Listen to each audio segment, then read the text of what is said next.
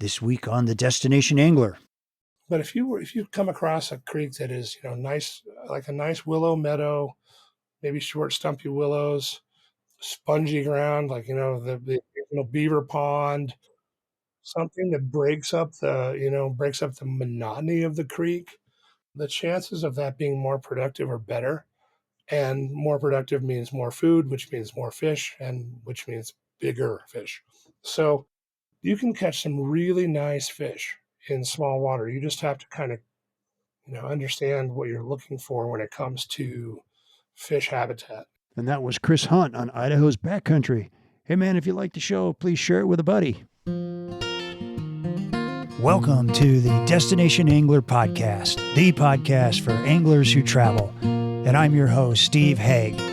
We go right to the source, the local guides and experts, to build your knowledge of top fishing locations around North America. It's a big world out there. Now go and fish it. I'm going away for a while, but I'll be back soon. Whoa, whoa, whoa. Hey anglers, welcome back to another episode of The Destination Angler, brought to you by Trout Routes, the #1 fishing app helping trout anglers avoid the crowds and explore new public water. Download it today in the App Store and get 20% off using promo code DESTINATION20. By Adams Built Fishing Gear, the trusted source for quality fly fishing gear built to last at an affordable price. And by Got Fishing, crafting world-class fly fishing adventures specially designed to your level of experience and budget. Up next on the Destination Angler, we hear from the one and only Pat Dorsey on Colorado's top tailwaters. And be sure to backcast to catch the last show on hard-fighting hybrids on Henry's Lake with retired Idaho Fish and Game biologist Damon Keene, who shares stories of sudden windstorms, near-death experiences, and legendary 100-fish days, along with a great overview of the lake. You won't want to miss these shows. And now you can catch the Destination Angler podcast on YouTube. Our destination is deep into the Idaho backcountry with none other than Chris Hunt, award-winning author, seasoned fly angler, and passionate blueliner from Hatch Adventure Travel.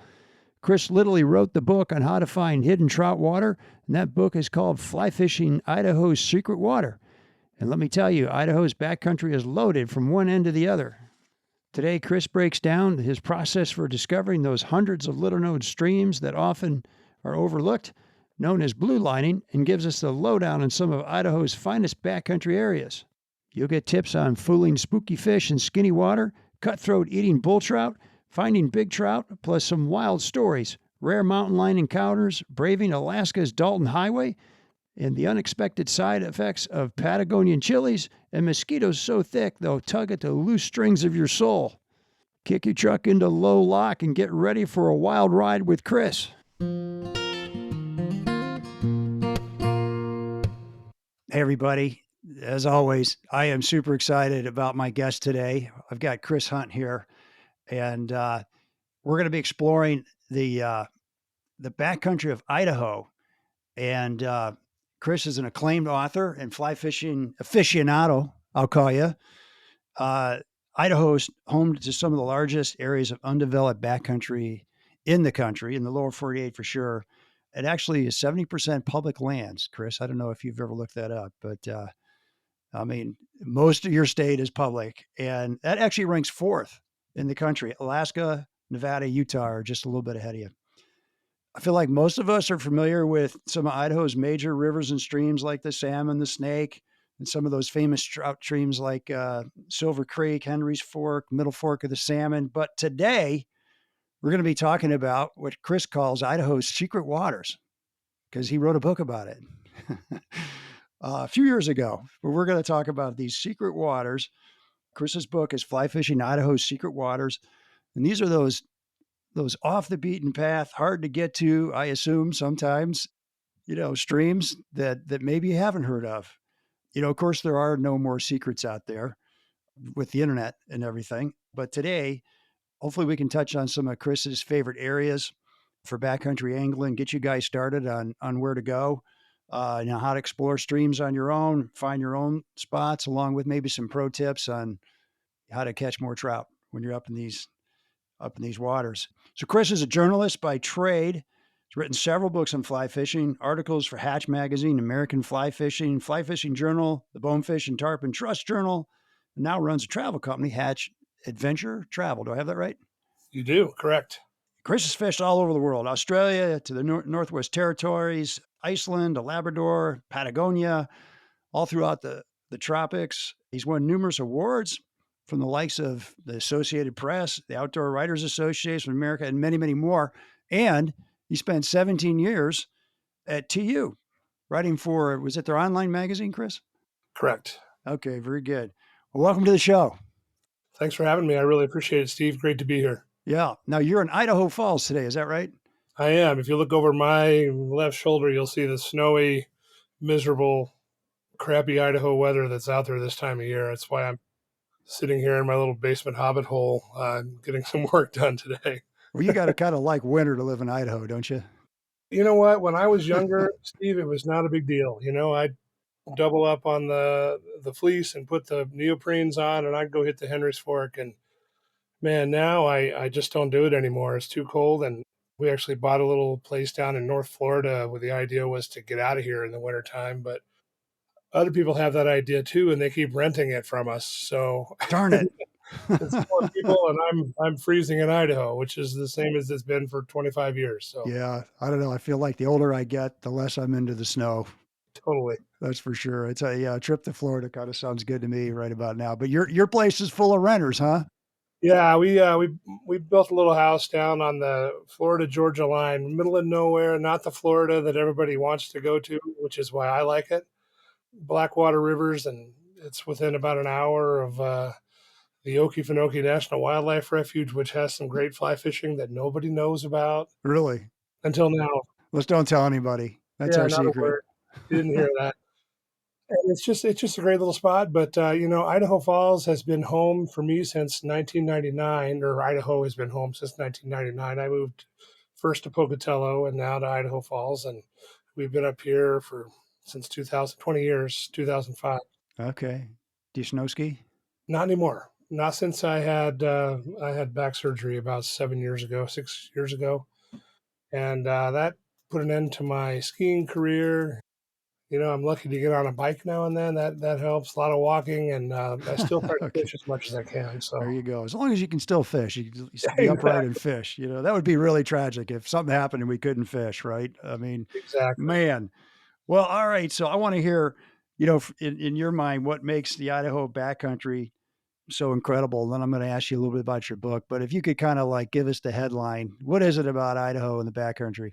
Sure. Well, you're absolutely correct. Idaho is about 70% public lands, and with Nevada and Utah having more public lands, but there is a caveat there. Idaho has more roadless public lands than any state in the union outside of Alaska. And by Oh, roadless, that means lands that are not developed or crisscrossed by logging roads or mining roads and all that stuff. Much of Utah and Nevada still wonderful, wide open, but much of that public land is not necessarily trout country. hmm, Idaho is very trouty from the Panhandle to the southeast corner, and even from southwest Idaho and the Owyhee Basin, and all the way north, along the spine of the Continental Divide to the Centennials and the Beaverheads and Bitterroots and all those mountains on the Montana border. yeah. Idaho's trout from one end to the other, and we have basically the same access laws that Montana has. We have everything Montana has. The only difference is we don't like to talk about it too much because if you start talking about things you have, there are going to be people who want to take it away. So Ah, we let Montana do all their bragging and boasting and all of their great rivers and all that jazz, but we got everything Montana has. I fell in love with Idaho when I was a younger journalist, and I'll never fall out of love with Idaho. I've definitely fallen out of love with Idaho winter, but yeah, it sounds like it. but I can get by. I hear you. All right. Yeah. And I mean, just tons of blue ribbon streams. You've got, I mean, with roadless wilderness, there's got to be a lot of solitude available to anglers too. Absolutely, and that was kind of the gist of the book. The book was written a few years ago, and it's not your typical guidebook per se. Rather, I profiled a dozen different places to go, Okay. just kind of to give an example of what's available in Idaho, but more than anything else, my goal when I wrote that book was to give people the tools they needed. And this was years ago before trout routes came out, before you could go and hop on your phone, download all these maps and be in the middle of nowhere and still, get a topo map of where you are and where you're going. So my best friend back in the day was an old, dog-eared copy of the Delorme's Atlas and Yeah, me Gazetteer of too. Idaho. Yeah, for sure. And I mean, I had a copy that was folded in half and it stuffed into the glove box of my FJ Cruiser, and it was, had notes in the margins. I had all the, sticky notes everywhere, and now you really don't need that with, with the phone in your pocket and software and the map software they have out there now. But there's still something pretty magical in my mind about picking up an actual paper map, or having it in the seat next to you and just kind of taking your finger and running along the blue lines and trying to find the nearest access road and figuring out how to get from where you are to there. It was, at the time, it was a very analog way of getting into the backcountry, and I still use it. The difference now is that, having been here for a quarter of a century, I've done a lot of traveling in the state, and I've done a lot of, blue lining. I've taken up the task of kind of, you know, if I'm going to be, somewhere for a meeting, or if I'm headed somewhere for, for a promotional thing or a trade show or something, I'm the first one to just kind of, all right, I'm going to maybe go a day early or stay a day late, and I'm going to check this out. I've never been to this part of, this. Yeah. So hopefully what the book did and what it continues to do is inspire people to be to think a little more out of the box when it comes to their fishing. Backcountry fishing is it's a whole different endeavor than, wadering up and dropping the drift boat in at the, the Byington boat ramp and floating 6 hours down to the end of the takeout. Yeah. It's much more exploratory, and you need a little bit of, you need to be self-sufficient and have a few things with you that can help you if you get in trouble, because in the middle of nowhere, there's, sometimes the cell phones even now don't work. So it's an adventure, and hopefully that's what the book inspired, and it continues to inspire in readers. That's neat. That sounds really neat. Got to get a copy of that book. It sounds awesome. Something I think I pulled this out of your intro in the book, that you said Idaho's fly fishing is a culture in and of itself. And do you remember writing that? What say more about that? What do you mean by that? I think part of that stems from the fact that Idaho is not necessarily Colorado, and it's not Montana, and it's not Wyoming. It is a state that is, when I first moved here in 1999, there weren't even 1 million people in Idaho. It's much bigger now. Boise's a big city.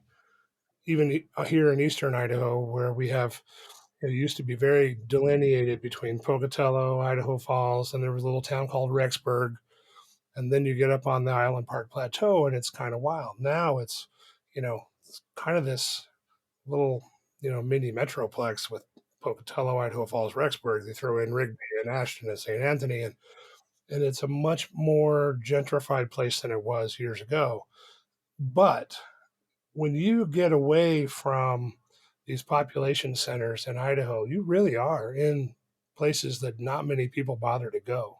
And it's a Rocky Mountain state for the most part. The northern part of the state is inland rainforest. It's much more reminiscent of the Pacific Northwest, big tall cedar trees and spruce trees. But for the most part, Idaho is rugged and tall country, and getting around in Idaho is tough.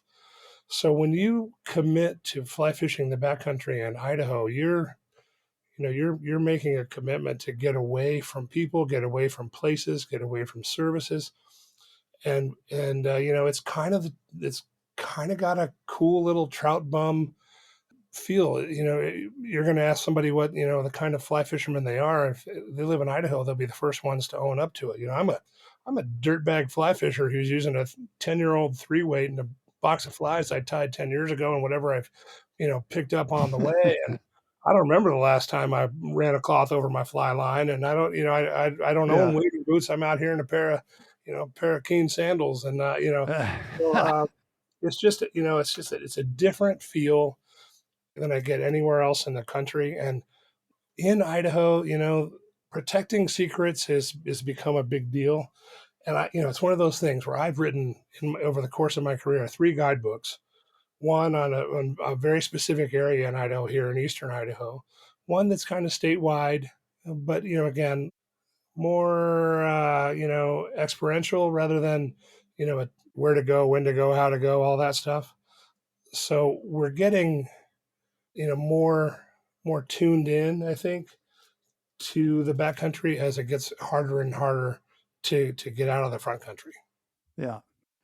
It's not like Alaska where somebody drops you off in a bush plane and then says, "All right, I'll see you 30 miles down the river in a week." It's not quite like that. There are some places like that where you can, the Middle Fork of the Salmon is an example of a week-long float trip where you really are in the middle of nowhere. But getting off the beaten path in Idaho it requires a little bit of a commitment, and the people who do it consistently, you know, I don't want to wander too far from the point, but when COVID hit and the pandemic hit, there were a lot of people who ventured off into the woods, and a lot of people who didn't know what in the heck they were doing when they did it. And things have changed a little bit since the outbreak and since the pandemic, but they're slowly coming back into focus. And the people who derive something from getting outside and derive value from it are sticking with it. Those who bought the camper, did their camping, and then realized, no, it was too much, I'm out. They're kind of checking back out, and we're kind of getting back to some semblance of normal in Idaho, where being outside is well, for me it's total replenishment. I agree. That's why winter is so tough here. I just kind of hibernate, and then you just look at the calendar and watch the days slowly flit by. Okay. And when summer gets here, by the time summer gets to Idaho, it's almost over. I'll call you once a week and we can kind of tell jokes or something. How about Yeah, that? We can dream about summer. send lots of whiskey. I'll be all right. Do you struggle finding new trout streams to explore? Tired of stumbling around country roads looking for access points? Looking to escape the crowds? Then look no further, because Trout Routes has meticulously mapped and classified over 50,000 trout streams covering the entire lower 48, including 350,000 hand-curated public access points marked and ready for you to explore. I'm a huge fan of Trout Routes because they make it so easy to explore new trout waters. Many times, Trout Routes has helped me find new public water and get into fish fast. And the good folks at Trout Routes have been busy this winter making Trout Routes even better. Enter Stream Cards 2.0, the latest iOS release that brings together more info at your fingertips by organizing data like stream flows, access laws, nearest fly shops into easily accessible tabs for every river and stream in the app. And now you can check real-time stream height and flow rates with river data from stream gauges and compare those with historical data to spot trends. Pretty cool, huh? Planning a trip? Well, you'll love the advanced filter features that let you hone in on top-rated streams, boat ramps, camping spots, and more. So what are you waiting for? Start exploring today by downloading Trout Routes on your Apple or Android phone. Hey anglers, if you're on the hunt for fishing gear that's as tough as you are, look no further than Adams Built Fishing Gear. Since 2014, Adams Built has been the go-to choice for anglers who demand quality without breaking the bank. Their lineup of lightweight waders, high-quality nets, and meticulously designed fly boxes is second to none. But here's what really impressed me. Adams Built stands behind their products like no other. Every single item is guaranteed to last. Yep, you heard that right. And get this, Adams Built waders even come with a lifetime repair replace guarantee, with you only paying for shipping. Now that's a deal you can't beat. So why settle for gear that won't last? Make the smart choice and gear up with Adams Built Fishing Gear today. Ask your local dealer for Adams Built or visit www.adamsbuiltfishing.com and tell them Steve sent you from the Destination Angler podcast. Did you catch any stuff from the angling community about writing a book that talks about secret places in Idaho? Yeah, and I totally get it. And I think if they read the book, they would understand that it's not a hotspot book. I'm not burning places that are terribly unknown. More or less, I was giving people advice on how to do it yourself, which I think that's the message, right? You want to be able to, what's the saying? Give a man a fish, he'll eat dinner for one night. Teach a man to fish, he'll have dinner the rest of his life. Right. So if I'm able to instruct or teach or inspire people to get outside and look for things on their own, they're going to have a lot more fun and a lot more fulfillment over time. So hopefully that's what they took away from it. But you're right. Yeah, there were some criticisms, and I got a couple of side eyes at the Costco during the book signing and all that jazz. But Okay. you kind of expect it. And I have a pretty thick skin. I Yeah. can handle it. You got to. You Right. work in newspapers and conservation most of your career. Somebody's going to take a shot, Right. Right. Well, it sounds like it's a how-to book. more or less. Yeah, Yeah. I love that. Okay.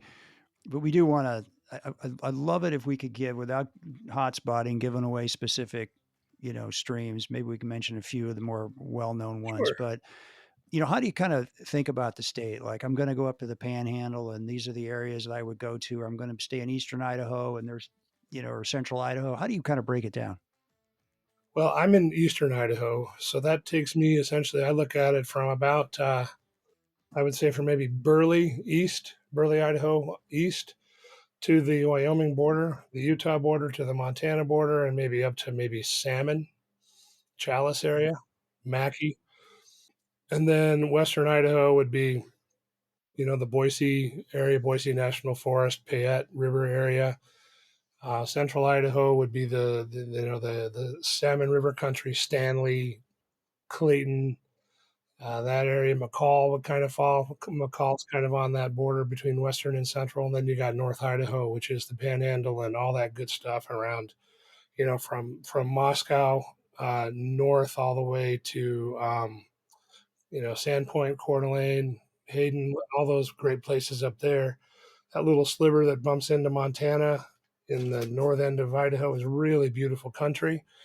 It's lower in elevation. You'd be surprised how warm it gets in the summer in that part of the world. But there's some great fishing throughout. Like I said, from top to bottom, Idaho is trout country. Yeah. Yeah. She started to talk about is this beautiful country up there. Like, how can you kind of compare the different sections you just went through? Sure. Yeah. So eastern Idaho, where I live, we've got the side of the Tetons that nobody ever sees. You see the Tetons all the time from Grand Teton National Park, Jackson Hole, that area, Yellowstone, all that area. On the other side, it's just as rugged and wild and beautiful. But that's the headwaters of the Snake River system. So it's got a very Rocky Mountain feel. It's going to feel very similar to places in Wyoming and Colorado, parts of Montana. The mountains on the spine of the Tetons. We've got obviously we have the Tetons, but then we've also got the northern end of the Wasatch Range that runs out of Utah into Idaho. Okay. We've got the Caribou Range, the Big Hole Mountains. They all kind of bunch along that eastern border of the state, and in this part of the state, you've got the South Fork, the Teton, the Henry's Fork, the Portneuf, the Blackfoot. These are all great trout rivers. The Bear River runs through a portion of southeast Idaho. Oh, okay. So these are parts of Idaho that people know all about the Henry's Fork and the South Fork, a little bit about the Teton, not much about the Blackfoot. I'd be shocked if anybody who hasn't been to Idaho or fished Idaho even knows where the Portneuf River is. No idea. Or the Blackfoot. I didn't know there was a Blackfoot River in Idaho. Yep, not the Blackfoot in Montana, because like Yeah, I I thought said, you we have the switched same states thing on me. Montana has. We just don't talk about it. Yeah, I thought you switched states on me. I'm like, wait a minute. No. Huh. Blackfoot's a great river, and it runs out of the Caribou Highlands on the eastern part of the state and flows Yeah. into the Snake down by Blackfoot, the community of Blackfoot, Idaho. I got my little Trout Routes app trying to follow you here a little bit, like you were saying earlier. So this part of the state, I like to equate with being sort of the Rocky Mountain part of the state. The traditional, if you fished Colorado, you'll feel very comfortable here, or if you fished, western or eastern Utah, you'll feel very comfortable here. Are there a bunch of streams that run off the backside of the Tetons then? Because I know there's some famous rivers, but are there Yeah. are there smaller streams on public land that people Oh can yeah, go blue line? hundreds. Hundreds, really? Yeah. In the last 25 years, I've probably poked around to, oh gosh, there's no way I could hit them all in my lifetime. But there are a few that are really, really good trout streams. Yeah. And, they're off they're out of cell range, and a gnarly 2-track drive down to get to them. And sometimes you drive to the trailhead and then you're on foot for an hour. It's this is a place that, again, it's wonderful country if you're an adventurous angler. If you've got, Yeah. if you like to put as much wear and tear on your hiking boots as you do on your waders and your fly fishing gear, this is a great place. It's a great place for you. Yeah, A 4-wheel drive for most of these absolutely. places. Okay. High clearance. I High don't when clearance. it rains, 4-wheel drive helps. Don't take the rent a car back there, huh? You're gonna cut a tire pretty quickly, I'm guessing, or go slow. Just buy the insurance policy. You'll be all Is right. that right? Okay. All those rental policies say you're not allowed to, go Yeah, off roading in these cars. I'm like, why did you give me a Jeep? there's a reason for What, that. what do you think I'm going to do with this thing? Do the 6% grade through Boise? No, I'm going off road. you know, but oh, that's super interesting. All right, so that's like the western side of the state. Where to next? That's the eastern side. Oh, sorry, the eastern side. Yeah, eastern. Next I would probably, there's some really austere country in central Idaho around the really cool town of Stanley, which sits at the base of the Sawtooth Mountains.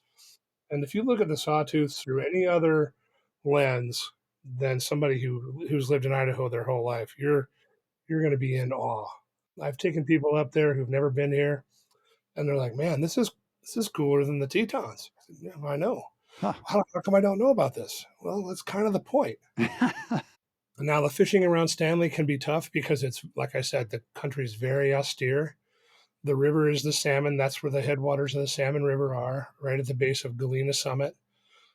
And that river flows, kind of northwest into Stanley, and then it goes, dives into some serious canyon country and comes out right around the town of Riggins, and that picks up the Yankee Fork and the South Fork, and then picks up the middle fork, which is the river of no return that Lewis and Clark famously discovered using the air quotes. Yeah. So, but that's really good cutthroat country. Lots of native fish in the Sawtooths. There are some great mountain lakes that, for years and years, Idaho Fish and Game has planted everything in there, from golden trout to Arctic grayling to all these, more cutthroats, different kinds of cutthroats, rainbows, browns, etc. And that's a shoe leather experience. The creek fishing around Stanley is mostly cutthroats and brook trout. There are some bull trout in the main river. It's not lights out fishing. You work for it. Yeah. It's beautiful. There's no better place when you think about the wallpaper when you're fishing. That's an amazing part of the state, and that Stanley upper salmon country is gorgeous, absolutely gorgeous. And it's also the terminus, if you will, of what's left of our salmon and steelhead runs in the state. So it's 900 miles from the ocean, and we still get, believe it or not, over 8 dams on the salmon, or on the Snake and the Columbia, and into the salmon. We still get B-run steelhead that make it all the way to Stanley. We still get sockeye salmon. Wow. Not many, but a few. Yeah. They run all the way to Redfish Lake, and Redfish Lake is named Redfish Lake because of sockeye salmon. Okay. So that's a hell of a run. That's a hell of a trip from the mouth of the Columbia to central Idaho, the top of Idaho. We've, as a species, we've managed to put these fish in a very depressed state, and they've been that way for a long time. I used to get excited about steelhead in Idaho. The more you know, and when I worked for a conservation organization for a long time, I really got to know too much. The shifting baseline syndrome is very real. We don't have what we used to have, and it's depressing to think about. Shifting baseline. What do you mean by that? Let's say, like, a typical year, we might get 25,000 fish that Yeah. come all the way up the salmon to the Chalice or Stanley hatcheries. Some people think that's fantastic. Before the dams went in, we were getting hundreds of thousands of fish. Yeah. So some people are happy with, a 25, 30,000 fish run. Me, it just breaks my heart to think about. Sure. So, and I live in Idaho, about as blood red as you can get on the political end of things. And when you start to talk about conservation and you start talking about dams and dam removal, and it gets a little tricky. But if we're not on a growth track for for salmon and salmon steelhead. steelhead. Let's just hope we're on a track where they're not going to disappear. That would be an absolute shame. You're right. I mean, and that would be the ultimate goal. And the idea now is let's take out those 4 dams on the lower Snake River, maybe get back up to where we might get 100,000 fish, avoid extinction, etc. But honestly, Steve, right now, I mean, and maybe it's because it's January and it's 4 degrees outside and I'm already in a crappy mood. We're on an extinction track with salmon and steelhead in Idaho, and that's going to hurt some people's feelings. But it is what it is. You can't argue with the data. Once in a while, we'll have a banner year and 40,000 fish will show up. But most of the time, you're looking at 17, 18, 20,000 fish, and for some people, that's fine. It's not fine for me, and I regret to say that I don't salmon or steelhead fish in Idaho anymore. I just don't do it. My heart won't let me do it. Okay. Well, gosh, I sure hope that we find an answer. Maybe not in our lifetime, but somebody wakes up. And I'm sure there's people out there listening who know a whole lot more about this than I do. I did not research this before this call, but I've read about it like all interested anglers, and you hear about they pulled some dams off the Klamath, didn't they? The Klamath River. I think they took some dams off of that, Yeah. and Amazing what you can do when you take away the obstacles to migration. Well, and I know I read an article. I think it might have been in Trout magazine about the dam that was removed and the Olympic Peninsula, and very, very quickly, the steelhead were returning. Like the rainbows were caught above the dam, and they think that those were steelhead, and they headed out to sea. What's amazing about that is they did it on their own. They didn't stock any fish. They didn't any fish. Right. What had happened was when they built that dam on the Elwha River years and years ago, they trapped resident rainbows above the dam. And when they took the dam out and the rainbow suddenly had access to the ocean, they were like, wow, holy crap, look at this. Man, look at this. It's like letting a dog out of his fenced-in backyard. And the same thing is happening on the Klamath right now. We had our first Chinook salmon moving up the river, last year. That's exciting. Here's Brian Oakland, founder of Got Fishing. There's really no reason for an angler not to use Got Fishing when everything we do for you is free. We have the best trips around the world. We only work with the best outfitters, and we're definitely going to get you the best deal and the best dates guaranteed. That's why we have clients come back time and time again. We have Don with us on this trip. This has been his 6th fishing adventure with Got Fishing, and I think if you asked him, it is because of all the little things. We don't tell people, we ask questions. What is it that you're looking for? What would be most important to you? Who's coming with you? What's your experience level? And really at the end of the day, what is the most important aspect of this experience that you're looking to take home? And then from there, we just marry them up with some of the best lodges, let them take a look at 2 or 3 different options and pick what's going to be best for them. Well, there you have it, folks. A pretty good case for choosing Got Fishing for your next big adventure. So what are you waiting for? Give Brian a shout or visit gotfishing.com. All right, so Chris, where were we? We were talking about central Idaho. Is that right? Where do we go next? Western Idaho is pretty cool. And, the challenge with Western Idaho is that's where the population center is, around Boise, Nampa, Caldwell, Meridian, that southwest corner of the state. Now there are more than 1 million people in that area. And when I first moved here, like I said earlier, there weren't even 1 million people in the entire state of Idaho. Now there are 1 million people in and around Treasure Valley, as it's called. So, finding that solitude is extremely challenging. But the Boise National Forest and the Boise River system, the South Fork of the Boise, is an amazing trout river. And, it requires some effort to get into. And some of those streams, like say from Sun Valley kind of west on the southern tier of the state, amazing trout water.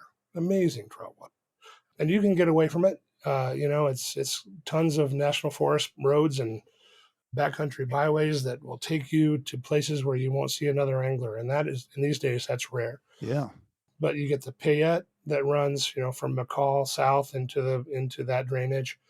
From the southwest corner of the state, you got the Oahe, which is a desert red band trout stream that is so underappreciated. It's crazy. The Jarbidge River kind of runs north into the state from Nevada and into the Snake. Amazing. I use that word a lot, I like it. but it's a great area to fish.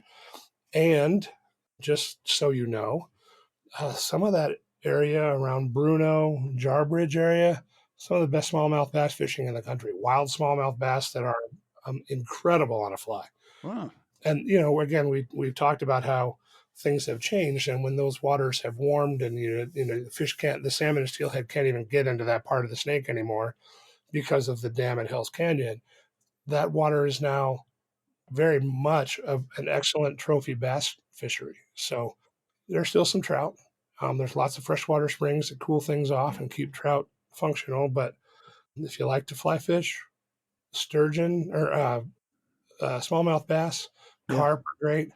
I haven't tried the sturgeon thing on a fly yet. I keep hearing that people out there with 14 weight saltwater rods bringing in big sturgeon. Sign me up. I haven't done it yet, but I'd love to try it. Yeah. Give me a ring if you're listening. I'll Yeah. go do it anytime. But that part of the state is underappreciated when it comes to fly fishing, and you get a lot of bass anglers and a lot of gear anglers who are big into the reservoirs of that area. But fly fishing in that corner of Idaho is fantastic. Okay. All right. Where to now? Well, I think we've got east, central, west, probably straight to northern Idaho, which is tall country, big trees, gorgeous trees, the St. Joe River country, Clearwater River country, the North Fork of the Clearwater River, parts of the Kootenai, which is all Columbia River country, so it's inland rainforest, inland tall cedars and spruce.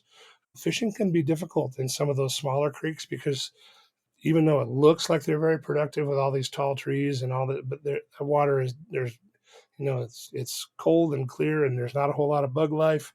A lot of fish in that area, like bull trout, are truly anadromous. They live in Lake Coeur d'Alene and they swim up to St. Joe in the fall, or they live in Lake Pend Oreille, they live in Payette Lake, or they live in Priest Lake, and then they move into the freshwater rivers to spawn in the fall. There are some cutthroats, West Slope cutthroats in that area, also native red bands, which are subspecies of rainbows. Yeah. And it's the back roads in that part of the world they go for 100 miles. Wow. You talking about logging roads or state Old roads? logging roads, yeah. Logging roads. Logging Okay. and old railroad roads, yeah. Huh. That part of Idaho was part of the Great Burn, which happened in the early 1900s, and rumor has it that it was all sparked from a railroad car causing a spark and starting a fire, and it took out, oh gosh, I mean, the scar from the Great Burn goes hundreds of miles in any direction. Huh. But today, all of that has grown back into really healthy second growth timber, and we haven't had a serious fire since because we've managed things differently than we used to, and that has created some challenges for trout because Dvorak Reservoir blocks off the Clearwater. The North Fork of the Clearwater is no longer a salmon stream or a salmon or steelhead stream. So you don't get the anadromous runs that you used to get up into that. You used to, I always think of kind of Idaho as this hotel that has a lot of vacant rooms, but there's nobody there to fill the vacancies. There's the salmon and steelhead are not coming back like they used to. I see. So what you get is really good trout fishing, great cutthroat fishing in the North Fork of the Clearwater drainage, probably the best in the state, to be honest. Really fun bull trout fishing. And one thing we do differently than they do in Montana is that we allow anglers to target bull trout. You cannot harvest them. You must release them unharmed. Yeah. But you can fish for bull trout. And I fish for bull trout in a number of streams and do really well and have a great time. And that's the Idaho subculture right there. Yeah, that's pretty cool. That's the bull trout, the dirtbag bull trout fly fishing. What's your biggest tip on bull trout fishing? Be patient. Keep your eyes open. Don't try to horse them in. They have soft mouths. I learned that early. And one of the things that you'll notice about bull trout, especially in a smaller backcountry stream, you'll see them. And if you see them, with another fish and you see them over a nice cleaned off patch of gravel, don't fish for them. They're spawning. Leave them alone. Sure. But if you can find them in, deep pools and they are, they're predators, man. They are up there eating the cutthroats that you're trying to catch on dry Yeah. fly. They're trying to catch those things in between their jaws. And I can't count the times I've seen bull trout swimming upstream with a 14-inch cutthroat T-boned in its mouth. Really? Yeah. Oh my gosh. If you're a bull trout fan, you're not going to have any luck from anybody in Idaho to tell you where to go. This is where you need to pull out your trout routes or your atlas. This and is as close as you're going to get right here, folks. yeah, rent a car in Boise and spend a summer, because it's Really? then by the end of August you might start catching a couple. So Okay. My buddy caught one with me in not in Idaho, in another state. We weren't targeting him, but we happened to catch one on a woolly bugger. there you And go. he was pretty excited. The thing, it's huge, 26 inches or so, wouldn't fit in the They net, get big. and in a really deep, not a huge hole, like maybe 30 feet across, but it was probably 12 feet deep Yeah, in a very small mountain stream. It's crystal clear water. they are the ultimate ambush predator, and that's Yeah. it's Idaho's answer to bull trout or lake trout or Arctic char. Sorry, brook trout, lake trout, Arctic char. We have bull trout, and That's cool. we have a really good, strong, robust population of bull trout. They are federally listed as threatened. You cannot keep them. But I tell you what, you get to a bull trout river in Idaho and you catch one, you've earned it. Good for Yeah. you. Catch it. Take your picture, let it go, and put pat yourself on the back. You did good. Good job. Yeah, Yeah. yeah. All right, well, let's shift gears for a minute, Chris, because, back to your book, kind of a how-to guide. Take us through some of your pointers on how people should be getting into the backcountry. When I was younger and I drove a lot more around here, I would explore. There were days when I would, have the fly rod in the back of the truck and I would head off in the morning, and there were days where I never even got it out of its case. I was just driving and looking and taking stock and doing inventory. Don't be so eager to get on the water that you're missing the forest for the trees. Idaho is huge. It's vast. Like I said, in some parts of the state, these old logging roads will go for 100 miles. And make sure your tank is full. Make sure you got enough water. Put a couple Snickers bars in the glove box. Make sure you're prepared to be where you're going. That's obviously tip number one. Bring a blanket. Make sure you got food and water. If it's chilly, and it will get chilly at night, the sun goes behind the mountains, and it's we're a northern state. We're high elevation. It's going to get cold. Prepare yourself for being on your own for a while, and enjoy the fact that you're going to be on your own for a while. Put your phone on the charger and turn it upside down on your console and leave it alone. Yeah. Follow the road. The nice thing about fishing the backcountry is you really don't have to be a very sophisticated fly fisher. This is not fishing the Henry's Fork or Silver Creek, or you're not changing flies every third cast because you got a refusal from a 20-inch rainbow that decided that there's something, this was just a little bit. No, this is a Royal Coachman or a slump buster streamer, or any big, like a Chernobyl, an ant, anything that's big and fluffy and looks like food. Under most circumstances, when you're in a backcountry stream setting, fish are going to give it a look. So you don't need to toil over your fly box. You don't need to freak out about, is this exactly right? If you're like me and you tie, size 12 to 14 to 16 inch, size 16 mayflies patterns that don't look like anything in particular, but look a lot like, it could be anything. Buggy. Perfect. Yeah. That's all you need. Don't put a lot of thought into your flies other than you have some, and they'll float well and look like a bug. And Yeah. you'll find that the fishing is not terribly challenging from that perspective. The challenge is going to come from, okay, I just walked a mile and a half straight down, which means at the end of the day, I'm going to have to walk a mile and a half straight up. Mm-hmm. That's the challenge of backcountry fly fishing, is getting in and out in one piece. And sometimes, man, I remember once hiking into a creek on the fringes of Yellowstone Park. I found it on a map. It flowed out of the park into Idaho, and the only way to get through it was by parking at a little lake at the end of the road, and then it's a bushwhack. And you look at the topography on an atlas, and you go, okay, there's a downhill there, and it'll be an uphill on the way out.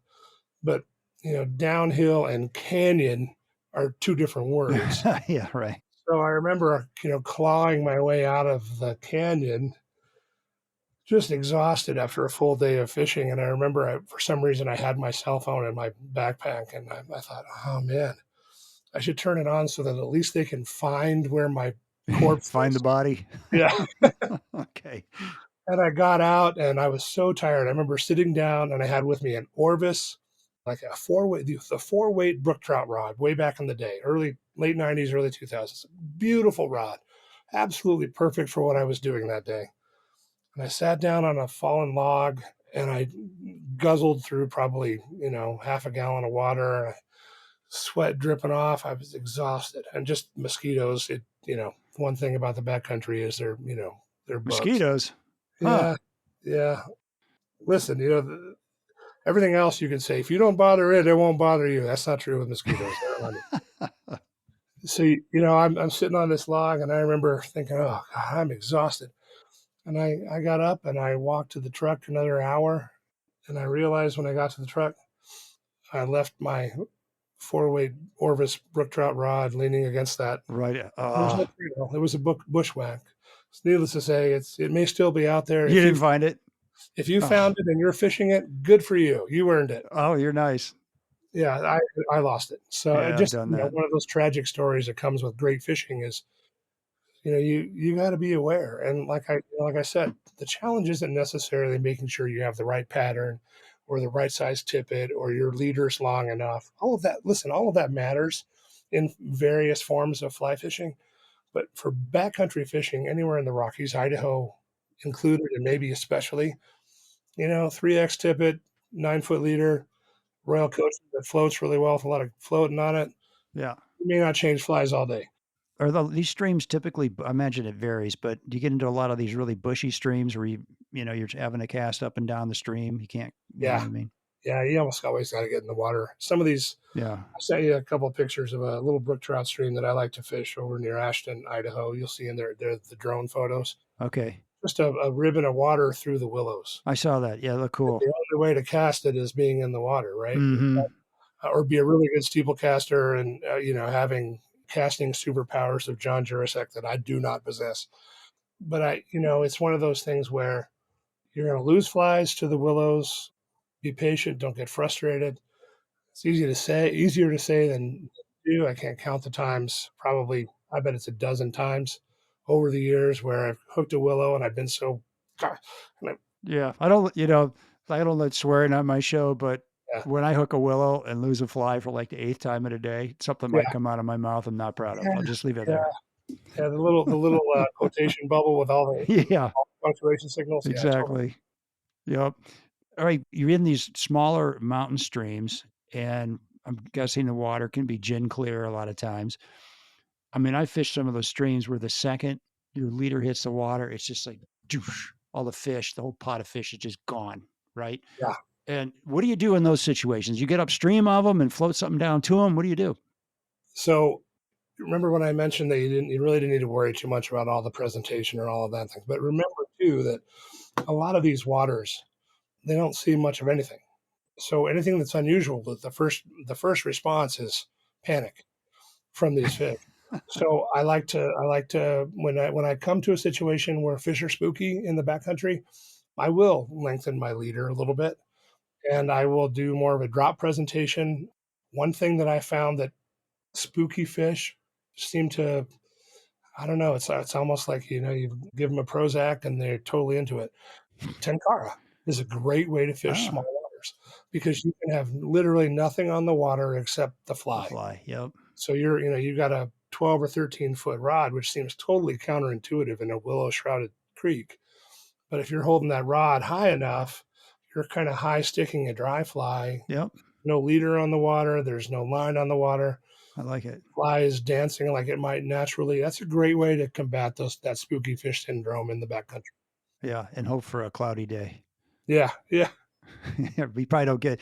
I know in the summertime it's pretty. You get a lot of bright sunshine out there, don't you? Yeah, we get we get pretty warm and we get sunny. Like a lot of places in the Rockies, sometimes those afternoon thunderstorms will come over and cool things off, Okay.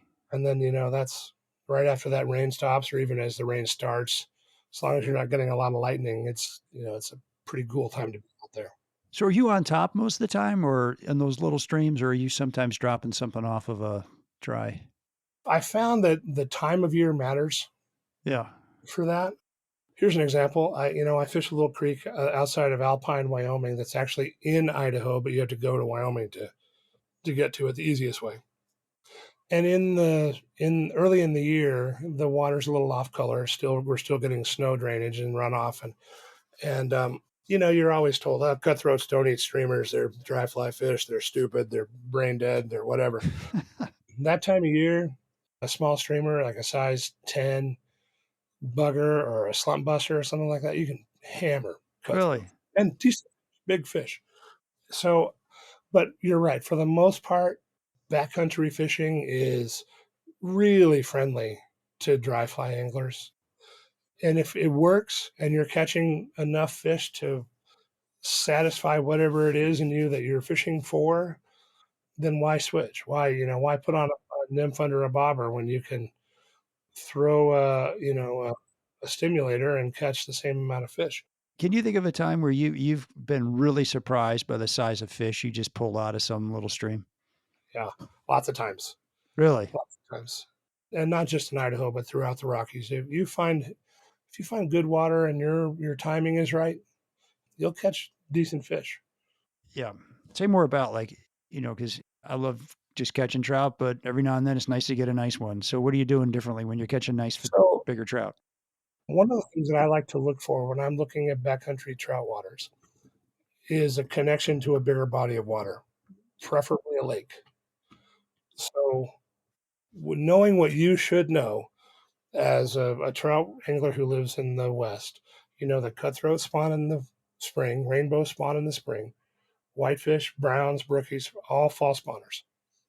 So in smaller creeks that might have an excellent population, resident population of, say, native Snake River fine spotted cutthroats in a tributary to Palisades Reservoir, Yeah. big river, big reservoir on the Idaho Wyoming border.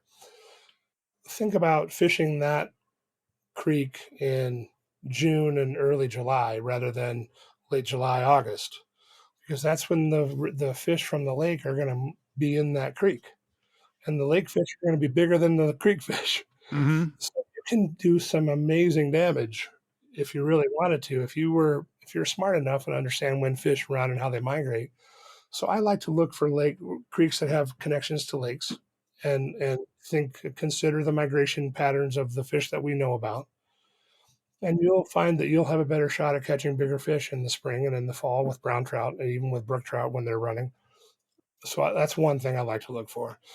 Two, you can drive along a high mountain creek and let's say you're looking at like a meadow stream that meanders and has deep cut banks, and you can just sense that it's got good habitat for aquatic insects, and maybe you're seeing lots of birds like red-winged blackbirds or other songbirds that are kind of endemic to the area, and realize that they feed on the same thing that trout feed on.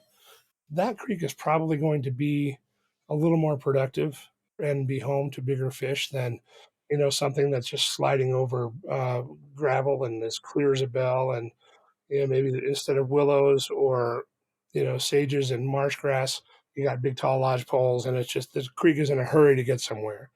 Yeah, you might find some fish in the bends and in the deep pools, but they're probably going to be little, and they're going to be beautiful and wild and gorgeous. And I have nothing against catching small stream. Because of the gradient? Is that what you're saying? Yeah, gradient, and Okay. and you're not getting the soils aren't conducive to the plant growth, and the plant growth isn't conducive to the bug life. It just goes on and on. The nutrient, it's the trophic cascade, if you will, to borrow from my science friends. So, when you look at a creek, when you're driving by it or walking by it for the first time, just look at look around and take stock of what habitat is. And by habitat, I mean, look for, grasses and a slower, lower gradient, deeper water, undercut banks, cover, chances are, and this is why I think a lot of those streams in that far northern Idaho area are not great year-round trout streams because there's just not the habitat. There's not the bug life. There's not the food. Maybe great places to ambush small trout, but even small trout eat bugs. So Uh, that into account.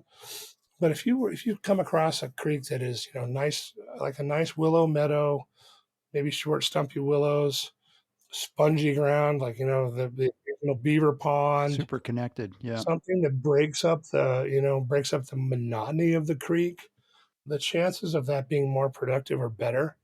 And more productive means more food, which means more fish, and which means bigger fish.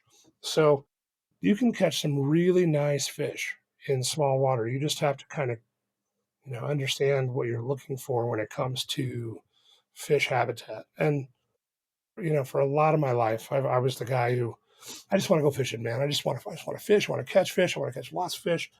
As you get older and wiser, and you'll understand this, it's a process. It's a little slower. I'm a little more deliberate. I'm watching to see what's hatching. There's a red-winged blackbird I want to take a photo of, or a rare finch, or look at the size of that, pine squirrel, or whatever. There's a moose, whatever you see. Things change. Priorities change, and you just got to. The sooner that happens for you as an angler, the more Better happier you're going to be. off you're going to be. That's a great tip. It happened to me sooner, but it just happened over time, which is the way it's going to be. We just got to. I think it is a process. Yeah. Do you see a lot of moose and bears in the backcountry? I do. Yes, both. More in certain areas? Certainly. Yeah. Good, healthy riparian habitat, you're going to see a lot of moose. And bears they can be anywhere, anytime in this part of the world, both flavors, black bear and grizzly. Are grizzlies all over the state or just up towards Montana? It's a long running debate. And of course, the more when you talk about things like predator control in Idaho, Wyoming, and Montana, people get their hackles up, and it gets political really quick. We have both, and I've seen both in the state. I've had uncomfortable encounters with both. I always like seeing an apex predator, whether it's a bear or wolf. A couple of years ago, my girlfriend and I were on a creek in far eastern Idaho, on a creek that flows into the Salt River in Wyoming, and we were walking up a trail, and 100 yards ahead of us, two mountain lion cubs were kind of play fighting across the trail in front of us, and then 10 seconds later, Mom came behind them and gave us the side eye and walked up the trail after the cubs. And I've lived in Idaho and in the West my entire life, and I've seen a grand total of 4 mountain lions. 4. Wow. Including the 2 cubs. Super cool. I loved it. Yeah.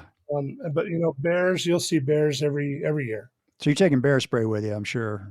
It depends on where. If you know the area, yeah, sometimes you can get by without it. But I like to have, in certain areas, it's on my hip all the time. Yeah. I always keep bear spray in the camper, no matter where I'm going. There are certain some places that are with enough connection to the front country that the bears you see know that you're trouble for them, so they're gone. Okay. So like if you're over by the Tetons, are you in grizzly country? Yeah. Okay. And then if you run over up in the Panhandle area, are you in grizzly country up there?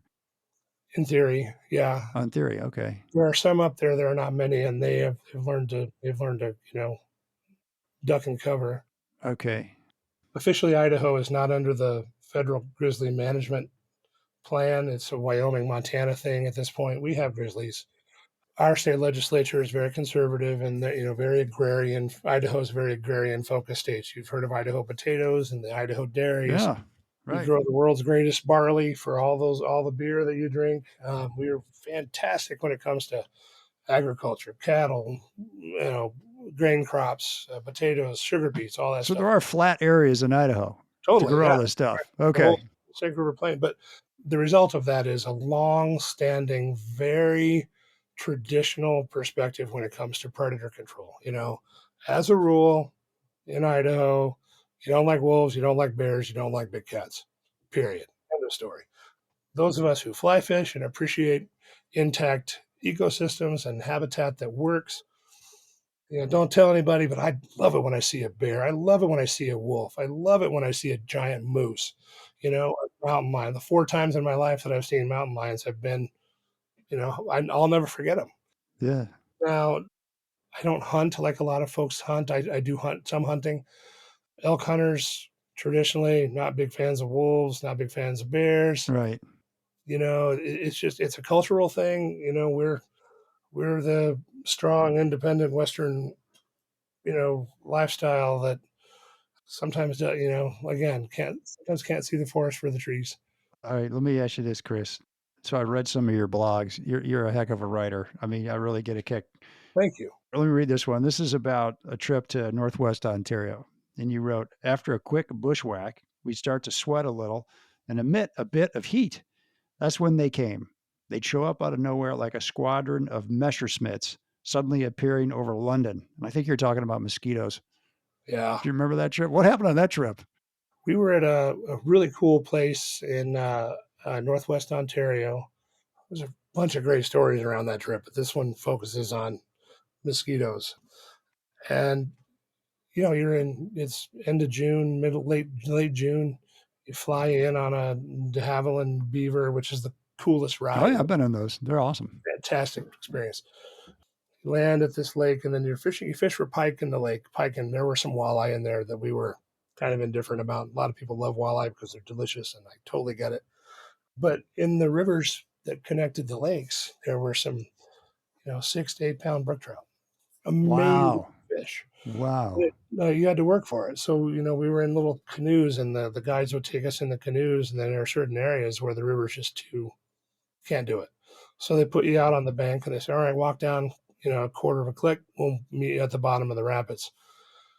You're getting out there, and it's, 75 degrees or so, and you're wearing a rain jacket and breathable waders, but you're covered, and you start taking things out, take your rain jacket off and you tie it around your waist, and you're wearing a fishing shirt, or even if you're silly, you're wearing short sleeves. And of course I was silly. And you break a sweat, and for some reason when you get hot, that's when the radar goes off for the mosquitoes. And man, we were under attack for as long as it took to get back in the boats and put things back on. But I think in that story, Steve, I used the phrase that, the first few you can handle, you can deal with it, and it gets worse and worse and worse. And at the end of the day, for lack of a better term, you've lost it, and they start to just tug on the loose threads of your soul until they're pulling and then eventually you lose it, and you just everything feels like a mosquito. Everything feels like a mosquito bite. Everything itches. Mosquitoes are my least favorite of God's Yeah. creation. Why did God create those? Yeah, I don't know, Black man. flies too. There are very few things in this world that I wish didn't exist. But man, I have a hard time.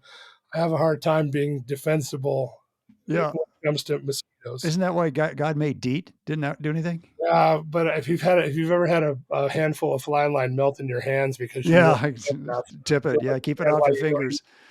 I've read the Lewis and Clark Journal 6 times. I'm not kidding. It's my favorite book. I love it. And they always talk about mosquitoes, and they spell it like 6 different ways because there are no dictionaries in 1803.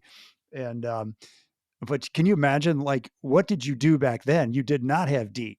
You just put up with it, and they were sweating, right? They're hauling these 1,000-pound canoes up these creeks, and I mean, I don't know. I've thought about that a lot.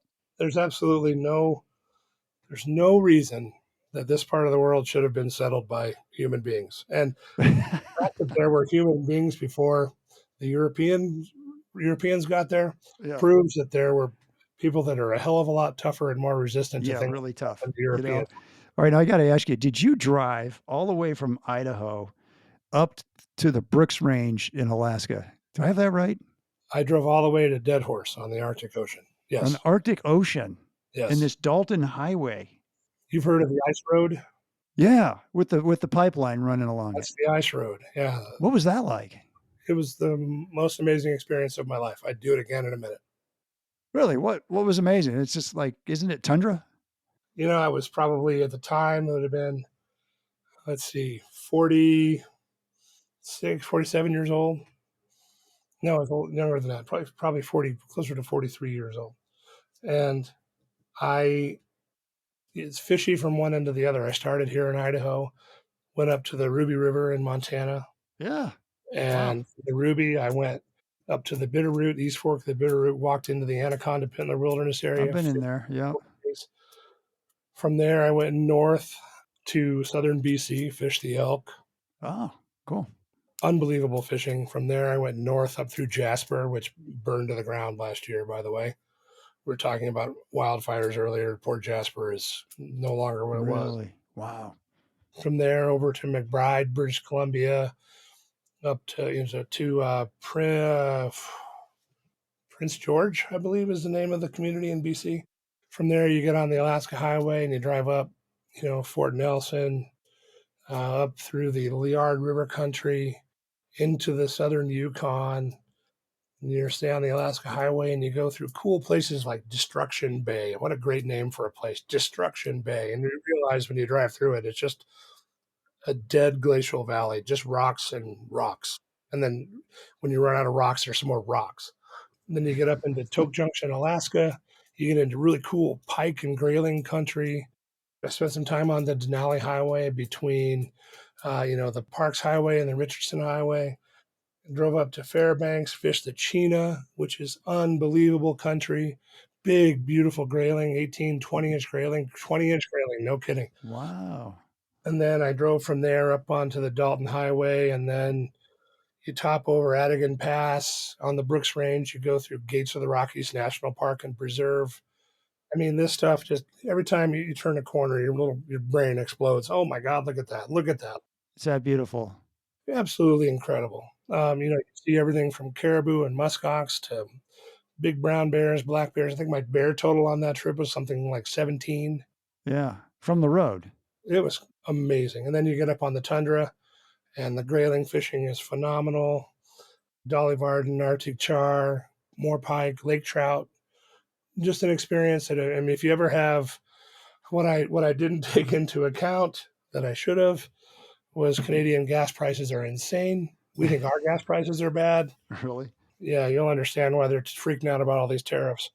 Those folks up there, they're the kindest, nicest people in the world. I love Canadians. They put up with a lot of crap when it comes to what Americans are willing to we Take for granted all the time. Yeah. And they're paying $280 or $2.80 a liter for gas, and we buy ours by the gallon at about right now in Idaho Falls it's like $3.05, and I complain about that. Yeah, we got to complain about something. Might as well be gas prices, Totally, yeah. That trip was absolutely magical. That's amazing. You wrote, "How could so much nothing be so unforgivingly stunning?" That's kind of a memorable line. I don't remember writing that, but but I'm really proud of myself all of a sudden. Yeah, right. You did a great job. Okay, one more. Chilies and Chile. Tell us about that one. You had a little intestinal problem, I think, on that trip. Oh, yeah. That was not my best work. I caught a stomach bug on is that what it was? On a trip down there. I remember I was with actually the editor of the magazine. So, and years before, he said, I've always wanted to have somebody write a story about getting a horrible case of diarrhea in the middle of nowhere. Kirk Dieter, you talking about? No, this was with Chad Schmuckler from Hatch magazine. Oh, Hatch, okay. And Chad and I were fishing around the Elcho Inlet, Patagonia, which is near the town of Puerto Montt. Yeah. Northern Chilean Patagonia, and I picked something up in the airport. Who knows what it was. Perfectly fine for the first 3 or 4 days of the trip. We got into a car and we were heading up to a lodge on the Futaleufú River on the spine of the Andes, where near the Argentine border. And I remember telling the guy, I said, "Hey man, can you turn that air conditioner down a little bit?" And he goes, "It's not on." And I got the chills. Yeah. Oh, here we go. And I had dinner that night. And about the middle of the night, I woke up in the middle of the night. You have one of those moments like, oh no. And I, kind of crab walked to the bathroom, and that was all she wrote for 2 days, man. It was brutal. I ended up in a Chilean hospital. Oh, you did? Yeah. Okay. How was that? For a few hours, the doctor and the the lodge owner, the gal from the lodge were sort of, he would, yeah, Espanol, and I'm poquito. I said, Inglés. He goes, no. So I would communicate to her, and then she would communicate to him, and then she would Okay. look at me and she would say, you have a stomach bug. I went, oh, well, no kidding. Yeah, I think I know that. Yeah, loaded me up with two bags of, IV fluids and got me Oh, okay. gave me a packet of powdered, for lack of a better term, powdered Gatorade, hydration salts, hydration That powder, was it. And off you go. and a fistful of ibuprofen. And I went to pay my bill at the desk. You checking out of the hospital. No charge. Okay, No charge. I could get used to. That. Really? No charge? No charge. Did you tip them? They wouldn't even take that. But I think the payment was, I'm 6'5". Oh, I'm 300 pounds, like almost on the nose, and hard to miss. having for years. Yeah, I'm a huge human. And these are tiny little Chileans, like 5'4", They're 5'5". looking up at you like, I think we'll let this guy go. No charge. Have me on this hospital bed, and my knees are, bent over on the edge, and they've got, the bare light bulb, and the walls are kind of this lime green, and I'm segregated from other patients by a thin, fabric rolling barrier. And they were so nice and so kind, and they were so sympathetic. I felt absolutely miserable, just the worst. And when I finally, they finally let me out, and they were great. I got back to the lodge, and I was determined I was going to fish the next day. And the next day, Chad and I fished the Palena, the real Palena, which is magical trout water. If you've ever wanted to go to Patagonia, that's a good spot to start. First of all, you have to go to Patagonia. Don't be silly. Don't. It's on my list. Far, too much money, whatever. If you're a fly fisherman or a fly fisher person, get off your ass and go to Patagonia. It's the world's greatest place to go fishing. Really? How about Iceland? You've been to Iceland, right? Iceland's lovely. Big sea run brown trout. But Patagonia is, giant, size 6 Chernobyls and brown trout that for some reason have no inhibitions whatsoever. Wow. And we went to fish the Palena the next day, and we're about halfway down the river, and I looked at the guide and I said, you gotta pull over. I gotta find a place. So I'm different waders, and when the time comes, you're looking for anything. Any Kleenex in your pockets, anything? And nothing.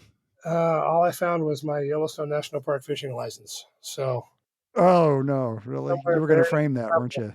Buried in the gravel is my 2016 Yellowstone National Park fishing license. I mean, don't they have skunk cabbage down there in Argentina? They do, but it's I didn't happen to pick a place where I could handily get a fistful. Higher elevation.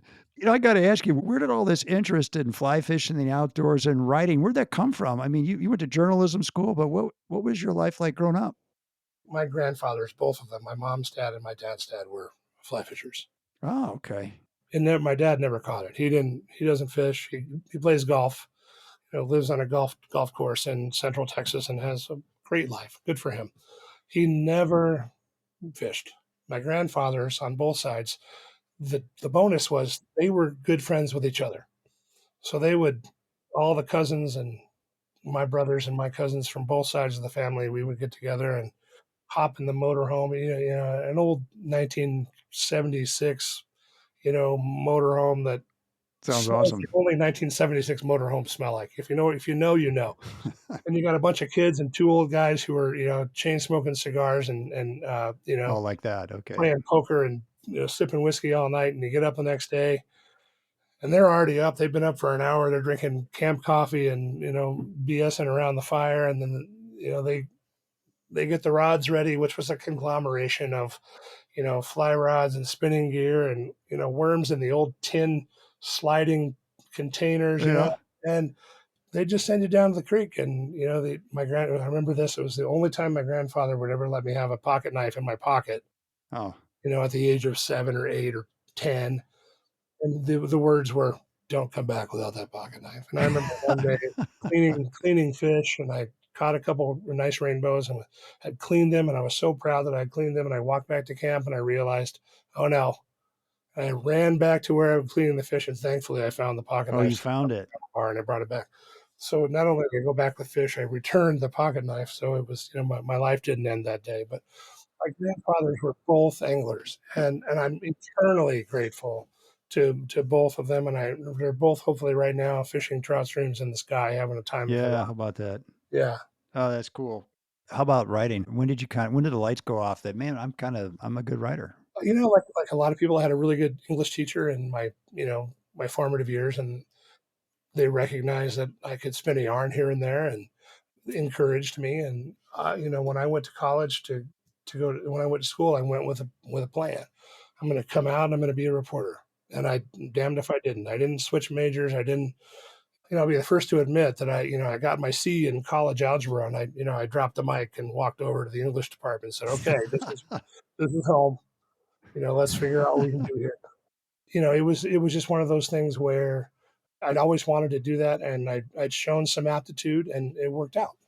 Yeah, that's cool. And I'm curious, on a scale of 1 to 10, 10 being I love to write, it's just pure joy, and 1, it's just a heck of a lot of work. Where do you fall? It's a really good question. And years ago, I would have been I'm a 10. I could write all day and write all night. Now I'm a solid 6.5.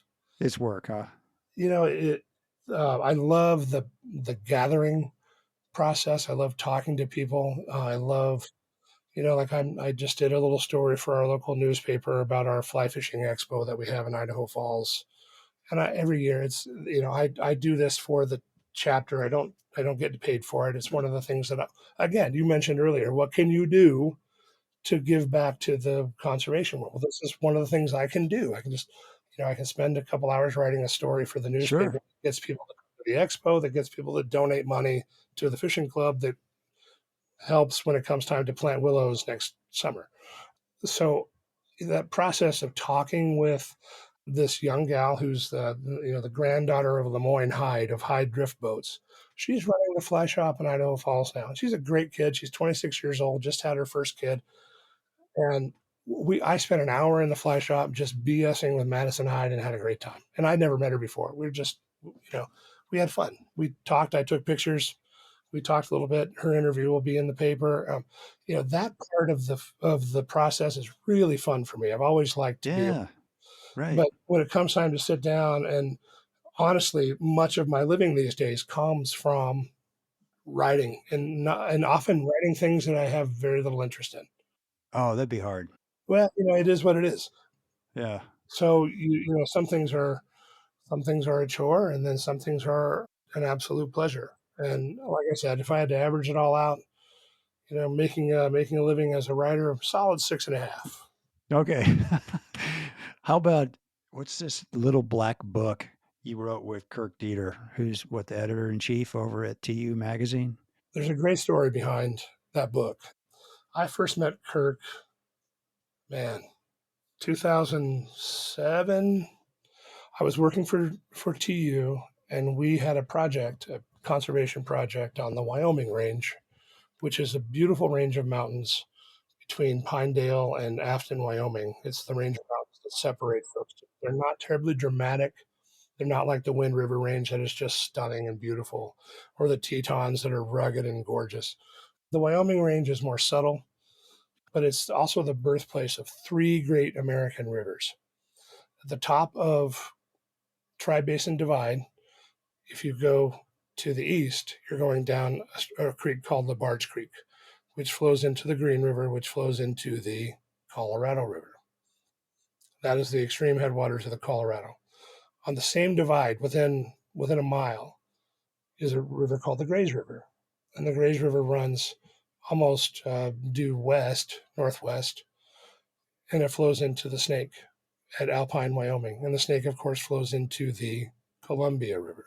So that's the extreme headwaters of the Columbia. And then there's another creek called the Smiths Fork.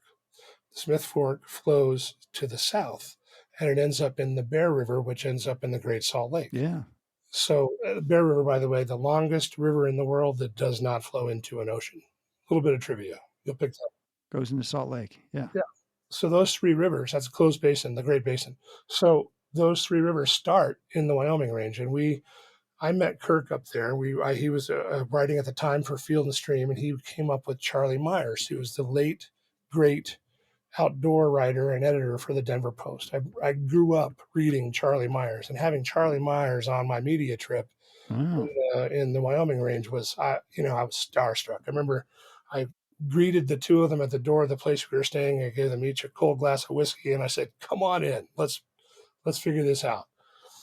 And Kirk and I became friends, and on that trip, Kirk and Charlie conceived the idea of writing a book of just simple fly fishing tips, and it became the Little Red Book of Fly Fishing, which is the predecessor to the Black Book. So Kirk and Charlie wrote that in like 2000. It probably came out in like 2010 or something. And then a few years back, Kirk wanted to kind of close the circle. Charlie had died. He tragically passed from cancer a few years ago. And to both of us, he had become kind of a mentor. And to this day, childhood memories, and Charlie had great stories. He used to go to the Olympics, and when they were in like in Austria back in the 70s or whenever that was, and cover downhill skiing. yeah. And he had great stories. Just an amazing, amazing guy. And he was a hell of an angler and had a very strong conservation streak. And I'll love him until the day I die. And I'm lucky that I got to meet him. So he and Kurt came up with the idea of the Little Red Book. A few years ago, after Charlie passed, Kirk said, let's reprise. Let's do the Little Black Book, kind of the Black Diamond ski hill version of the Red Book. Yeah. Let's go a little farther. So we wrote this book, and I even have it's just, That's it. There you go, YouTubers. All right. Yeah, and Kirk and I put this together, and it's still Full of out there. tips. It's full of tips then, huh? Yeah, just tips. Tips Okay. that the two of us over lifetimes of fishing have picked up. And you listen, the more you fish, the more you know about fishing, and everybody would agree with that, I think. And what you come to realize as you get older is that a lot of fishing is just common sense. But you pick up as a journalist, and Kirk as a journalist, we talk to a lot of people who fish, and we talk to a lot of people who are much better anglers than we are.